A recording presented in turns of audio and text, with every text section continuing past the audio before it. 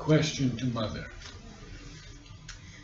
Is Aurobindo the only solution to the misery of mankind and the disorders of society?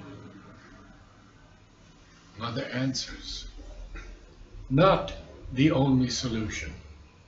It is a center of transformation, a small nucleus of men who are transforming themselves and setting an example to the world.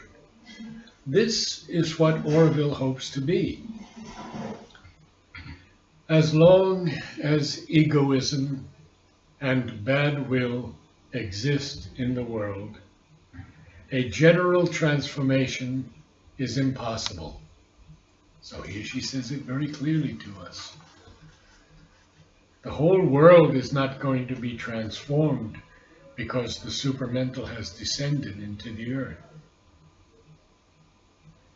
It will be a very long process.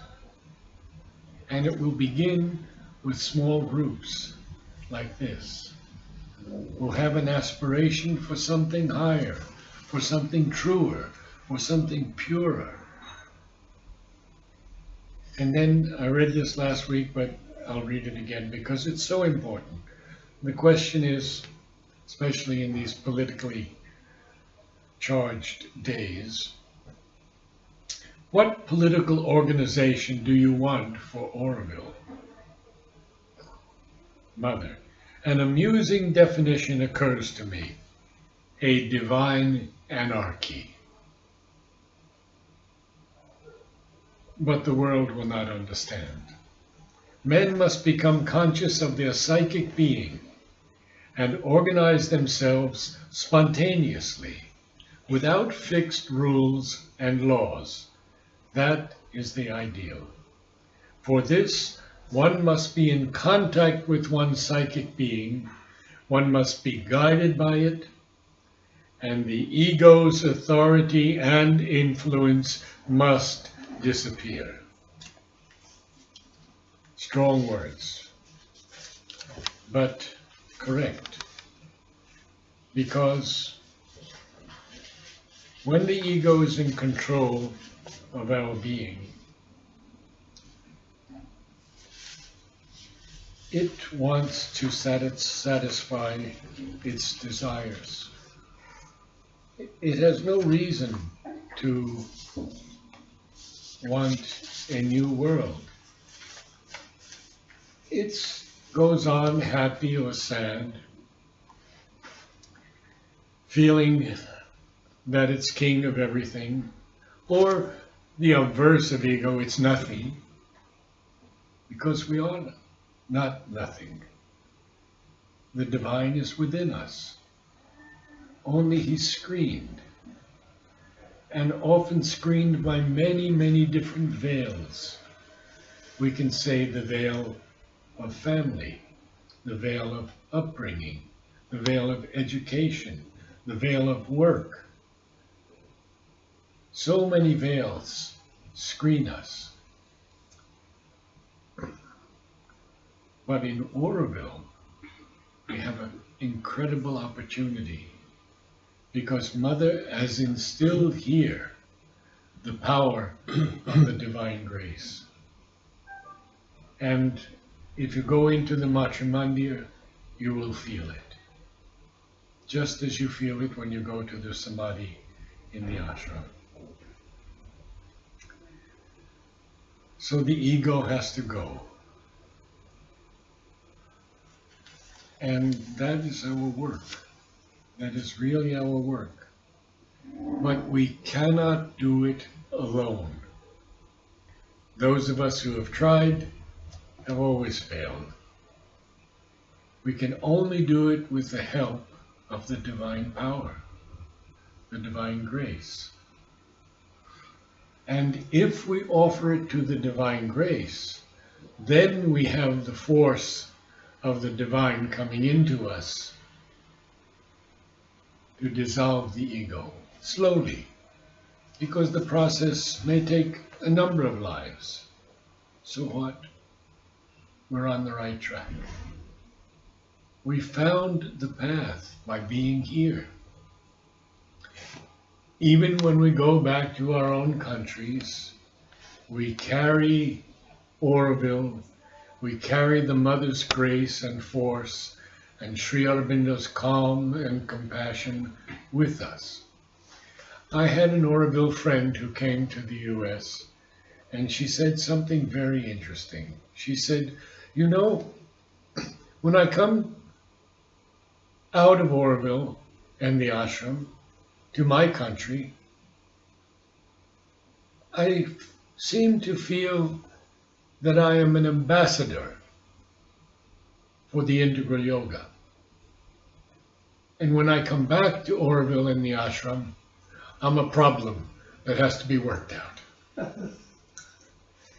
She was right. Mother once told us when we were only 12 or 15 people in all of Aurobindo, do not think you are so special. Each of you represents a problem of the world to be worked out. Well, and maybe many problems, but that's what Mother said. And for me, it's so true. Because if it's worked out here, those purified vibrations extend all over the world and will enter all those souls who are ready to receive them. So a conquest here is a conquest in the entire world where there are souls ready. Amazing. Now, back to Mother. Aurobindo has been created for a progressive superhumanity, not for an infrahumanity governed by its instincts and dominated by its desires. Those who belong to the infrahumanity, the animal humanity, have no place here. Have no place here. Aurobindo is for those who aspire for the supramental and make an effort to reach there. This was 1st December 1972. Only 9 months before she left her physical body. I told you last time about the cyclone and the first branch of the service tree over the samadhi being broken. And Mother said, it is a warning that nature is giving, that those who do not have the true spirit of Aurobindo will have to change or to go if they do not want to change. 7 December 1972. Again, Mother writes, everybody has to progress and become more sincere. Aurobindo has been created not for the satisfaction of the egos and their greeds, but for the creation of a new world, the supramental, expressing the divine perfection. 12 December 1972. Now, Sri Aurobindo gives us more than the blueprint of this new world in Savitri, in Book 11, because it is the book of the eternal light. And he speaks of a small group who will lift up those who are about ready to make the decision, to make the move. The masses will feel the impact, and some will change a bit, but not everybody's going to become supramental right away. That's for sure. Mother and Sri Aurobindo speak in human terms of 300 to 1,000 years. That's human time. It's an instant for the divine. It seems long to us, but it isn't long. Look at what is happening in science today and the incredible breakthroughs in health. They have discovered genes that will transform themselves from a gene that is a cell that is dying into a juvenile cell. And this will be on the market within a few years. There are also stem cell regenerative techniques. There are many, many natural techniques that are coming about, discovered through science mostly, but also through Ayurveda and homeopathy. I do a series each week with Dr. Pachagavkar on homeopathy. He's one of the most brilliant people I've ever met. And we take up subject by subject by subject. We've done about 100 subjects thus far. You can see all of his videos, or the ones we've uploaded. We are now almost 800 videos behind in our uploading, but we've already completed more than 2,000. So the website is Richard Eggenberger, Eggenberger, or Mother and Sri Aurobindo, one word, Mother and Sri Aurobindo. You can see all of our videos there. And Dr. Pachagavkar is a wonderful, wonderful doctor. Now, the extension of the body is definitely not the total answer. Because who would want to be in a body 150 years old without changing? It'd be terribly boring. Our work has to be constantly to change, to improve, to become more and more aware of the divine who resides within us. The first thing, of course, is the opening of the psychic being. Many have spoken of it. In Savitri, he says that she puts a small being no larger than the thumb of man into a hidden region of the heart. That is in all of us. No one is without it. Only it has to be brought forth. How? Well, by prayer, by aspiration, by love, but not by moral values or religious values, because those things are of the past. There has to be a true surrender.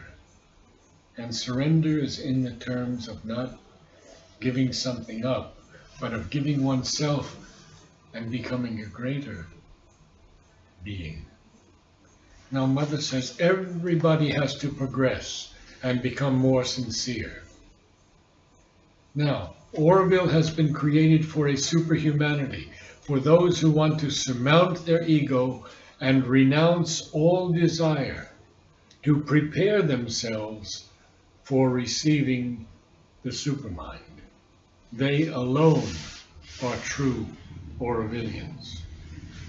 Those who want to obey their ego and satisfy all their desires belong to a subhumanity and have no place here. They must return to the world, which is their true place. Now, see, Mother has almost said the same thing over and over again, because people couldn't quite get it. Don't forget, she had met with many people long before Aurobindo was formed. In her dream, she spoke about an ideal city, and where in the world could that ideal city be realized but Aurobindo, India? No other nation would ever have allowed this. I mean, just think. She writes in the charter, Aurobindo belongs to no one in particular, not even India. So in part 5, she says, each one has good reasons to support his own opinion, and I am no expert to judge between them. But from the spiritual point of view, I know that with true goodwill, all opinions can be harmonized in a more comprehensive and truer solution. This is what I expect from the workers of Aurobindo. Not that some give way to others, but that on the contrary, all should combine their efforts to achieve a more comprehensive and perfect result. The ideal of Aurobindo demands this progress.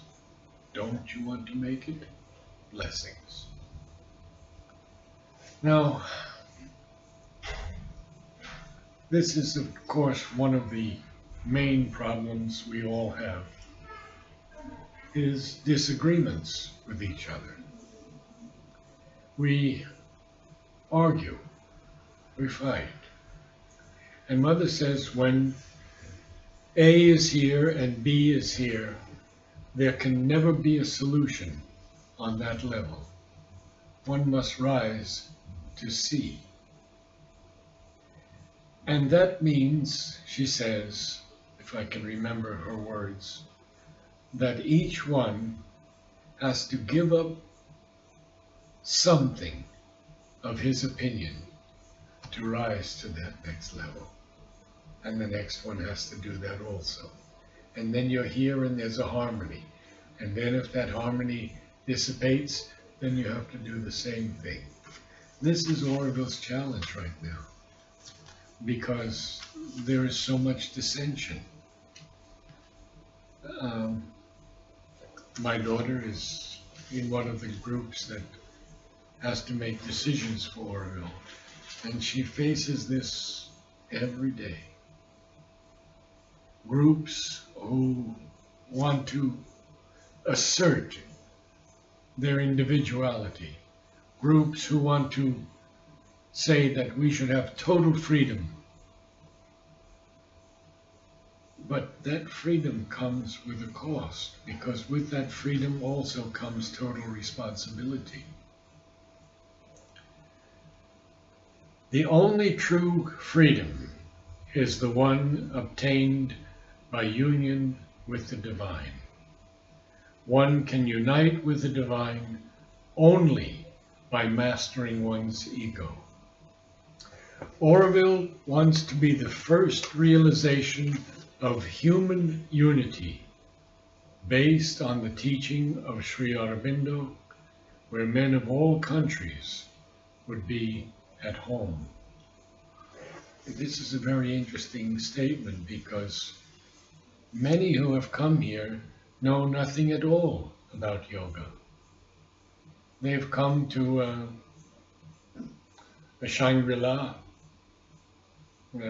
a place where they can do what they want, build their little shack and live a peaceful life and have medical help and eat good food.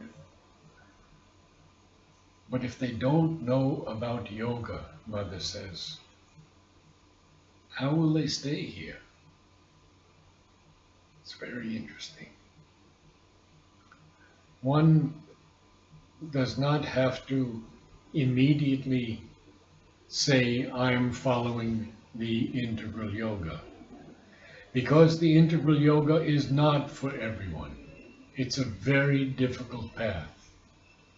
You must confront your ego every day, almost every moment. It's a challenge. But why else are we here? Mother continues. I read this last time, I'd like to read it again. The message for UNESCO. Aurobindo is meant to hasten the advent of the supramental reality upon earth. The help of all those who find the world is not as it ought to be is welcome. Each one must know if he wants to associate with an old world ready for death, or to work for a new and better world preparing to be born. Now you know that in 1956, 6 years after Sri Aurobindo left his body, and by that sacrifice put the supramental into the earth. For 5 days he lay in state in the ashram courtyard, and his body was totally golden, and everyone could see it. And my teacher said to me, not only was the body golden, the whole courtyard was filled with gold. It did not diminish for 5 days. And the French government said that nobody can be out more than 24 hours, it has to be burned. They came and saw it, and they allowed it. And then on the 6th day, Mother said, it's beginning to diminish, so let him be put in the samadhi. 6 years later, and we celebrated this year, February 29th, Mother stood before a golden door, and with the gigantic hammer smashed the door open, and the supramental light flooded upon the earth. It was perhaps the greatest moment the earth has known, and only 4 or 5 people knew about it in the whole world. My teacher was one, and a couple of people in the ashram, and a few people outside. What that meant was that wherever we are, and whoever we are, if we are open to that light, it will enter us, and it will transform us, slowly, because the process doesn't happen overnight. We took centuries to get here, and to be in these bodies. And it may take us some more births before we can be supramentalized. But it will happen, and that is their promise. The supramental is here. And so when she says, a better world preparing to be born, it's now born, but it's very young. And so how is this going to survive the darkness that is around us? Well, Mother said the first sign of the Superman, and the Superman will come in different degrees. It won't be an immediate Superman. I'll tell you why. There will be what she called a Surom. And the Surom is a transitional man from man to supramental man. And just as we had man's evolution from the ape in degrees, this will also be with the supramental, because the supramental body will not be built in the human way, a child from a woman. It will be formed in the subtle physical. It will have no need of food. It can exist on the elements in the world. It will be invincible. And it will be sexless. Mother has given us an indication of that body. She saw herself as that body. I saw her once in a dream experience in which she was so vast that I saw that she could be everywhere in the world at the same time. So, how do we prepare for this? Well,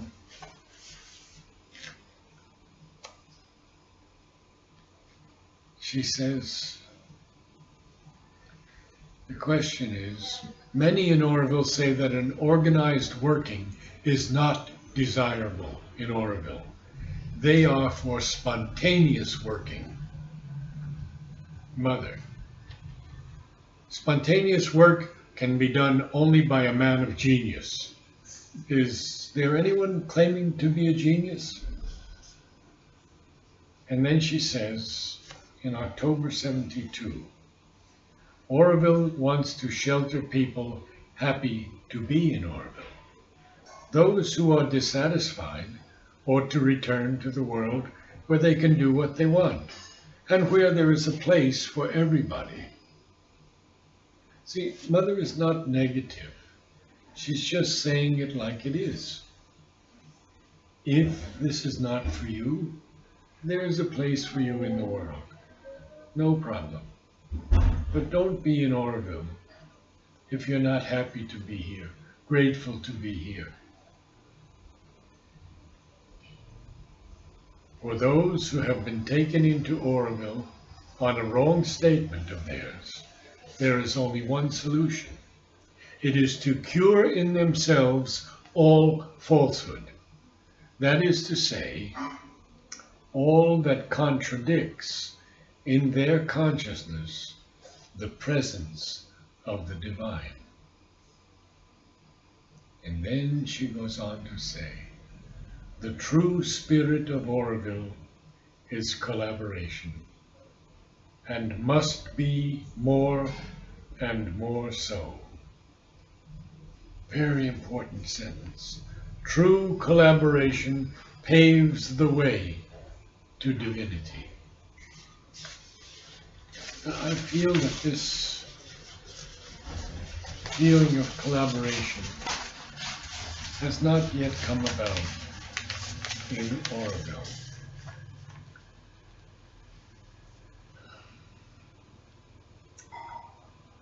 Sri Aurobindo says, ego was the helper, ego is the bar. We had to have the ego to form ourselves, to survive in a world amongst animals and other beasts. We had to grow in stature into this particular shape we have now. And by the way, Mother says the shape is not going to be very different from the human body. There'll be the legs, arms, body, sort of the head form. And it took millenniums to do that. Now we are at a crux. We have the chance for a leap into the future. Or we can stay where we are and wait for another birth and another time.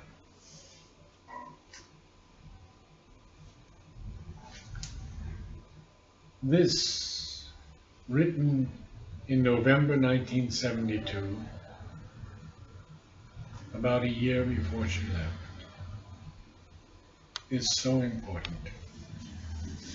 Before dying, falsehood rises in full swing. Still, people understand only the lesson of catastrophe.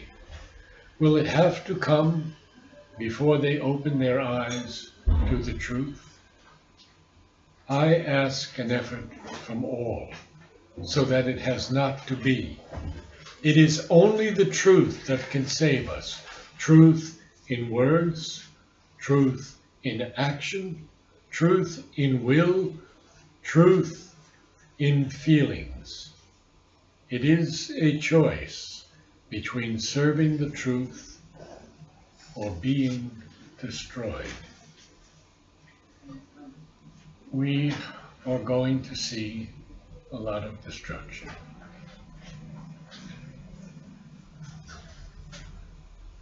Let us hope that it's never nuclear. Mother said that the earth would not be destroyed. She said there have been 6 pralayas previously where earth was virtually destroyed. We know of Atlantis, and we know of other civilizations, total civilizations that have been destroyed. Mother said it would not happen this time because of the supramental descent. Very powerful. I'd like to conclude today by reading from Savitri.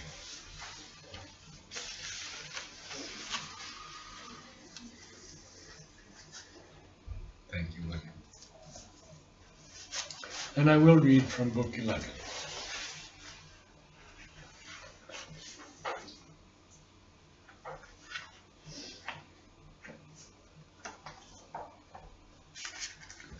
Which is entitled The Eternal Day, the Soul's Choice, and the Supreme Consummation. Now, it's a long canto of more than 1,000 lines. And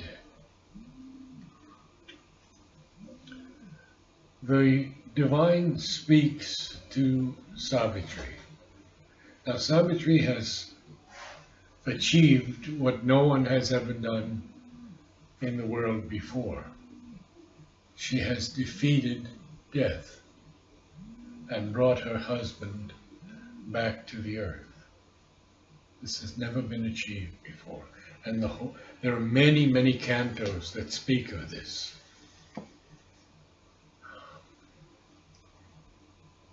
In a few words, it is the conquest of death by divine love and the establishment of the divine life on earth. And before I read, we should remember that before Sri Aurobindo, there was no feeling that one had to remain on earth and progress. It was either an escape into nirvana or into heaven, or in the Christian tradition, heaven or hell. And there was no feeling that earth was that special. Only Mother and Sri Aurobindo have brought that to us. To change this earthly life to life divine is one of the lines in Savitri. And that has been their entire work. If they wanted to be supramentalized, they could have done it in a moment, because they are avatars. They chose the much more difficult way, and that was to bring it down to humanity and instill it in those few who are ready for the call. So the Supreme is constantly offering Savitri refuge in the divine, because she has done everything. She has conquered everything. And